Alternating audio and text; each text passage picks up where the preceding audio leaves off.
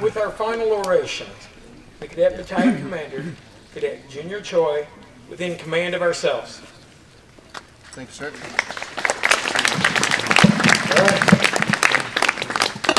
All right, so here it is. Well, first, I would like to thank the Oration group for the long speeches, which gave me enough time to prepare in the back. Thank you. All right. Plenty enough of time. I'm usually the quiet and observant one, and actually all of them are talkative ones, and it seems like I have to be quiet and observant again, due to the time limit. But today, forgive me. All right, it's my last day here. I gotta give a speech. Well, I would like to dedicate the speech to God, our Father Almighty. Okay, He has been the shepherd of my life and the source of my success. Without Him, I will not be standing here in front of you today.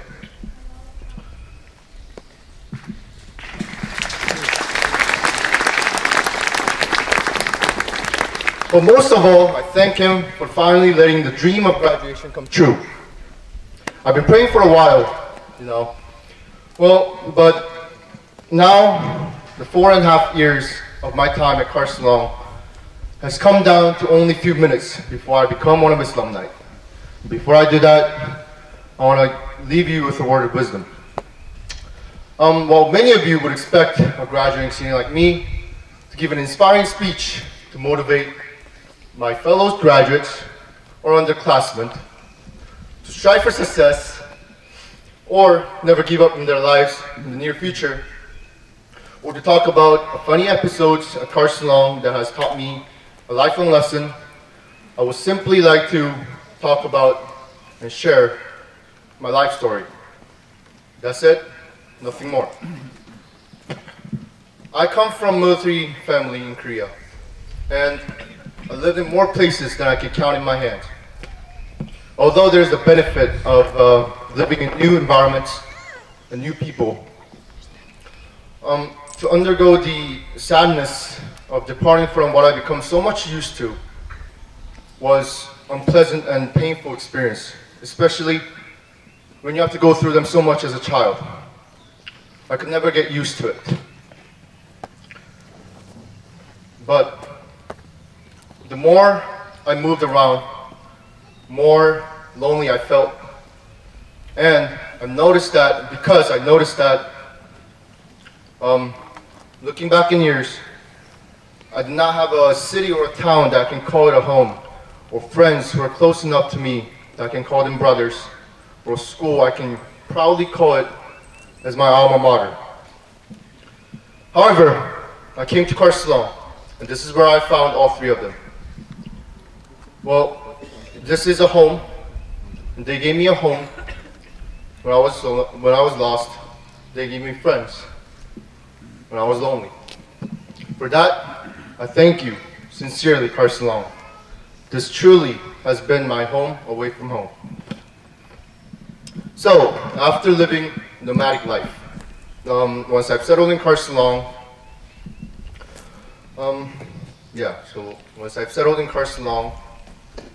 I realized one important lesson when looking back at years. To be grateful of the day you have right now. To be grateful of the day you have right now. That's true. The reason why I say this is because every new home I lived in, every new school I attended, every new people I met, I could not avoid the feelings of nostalgia of the places I lived before. This moment, the place, this time you're spending right now will never come again. So this moment that you have right now at Carson is one-time experience. So live it to your fullest. Well, I had a whole bunch of oration prepared, but as soon as I stepped up, everything blacked out. So I'm just gonna improvise. Okay, I'm gonna put my big boy pants on. I'm just gonna go it. So the time. Why I think you should appreciate and spend this time, appreciate this moment to your fullest. because I wasn't as appreciative or thankful as many of the underclassmen would be, sitting there while I graduate. Sorry, but when I came back to school, my sophomore year, the day I returned to Harrisburg Airport was one of the most miserable days of my life because it was a hot summer day and I had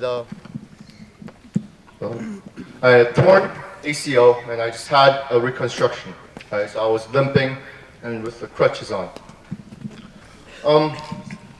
But as I went towards the entrance, I walked out and there was a sign at the wall by the entrance. It says, "Enjoy the gift of an ordinary day." As soon as I saw that, I had flashbacks of all the moments that I spent in Carson, all the things that I was able to achieve and learn, all the people that I was able to meet. A group of teachers and brothers who shares a unique brotherhood after going through both good and difficult times together. Not alone, but together. Together. So then I realized if that day, one day, if this time were to be the only time that I will not be able to spend it again ever in my life, if this time were to become memories of the past, I will live it with my days to the fullest in Carson. Yeah. I'm getting really nervous, my bad. I'm sorry. Well, now I would like to just say a special thank you to the people. I would really like to say thank you to my mom. She is the only mom, the one and only mom that I really, really love. She's always been there for me when I'm lost, when I'm lonely. She has always traveled around with me, and she always held my back. I'm not the most openly emotional guy. I don't say it, but I love you, Mom. I love you so much. In Korean, 엄마 사랑해요.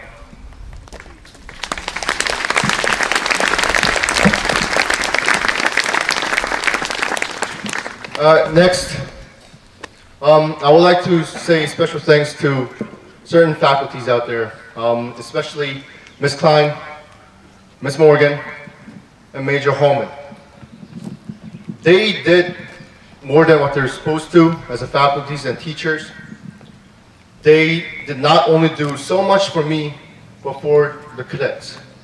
They sincerely care about cadets. They put their free times and they spend their free times to care about the cadets. You guys are the best mentor and teacher that I've ever met. I appreciate so much for that. Now, the brothers that I have in Carson, all of you, but especially some of you are not here who graduated, I would like to thank Estep, Eugene, Sickler, DeSantis, Smith, Wood, Wayu, and all of them. They've been my brothers. They were always the first one to put a smile on my face when I had a long day at Carson.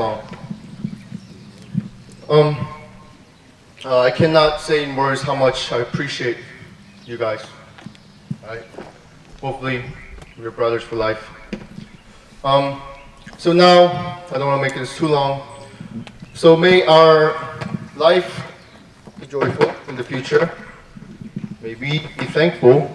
All right, all of you, be safe, stay out of trouble, keep your rooms clean. All right, and God bless you all. Thank you.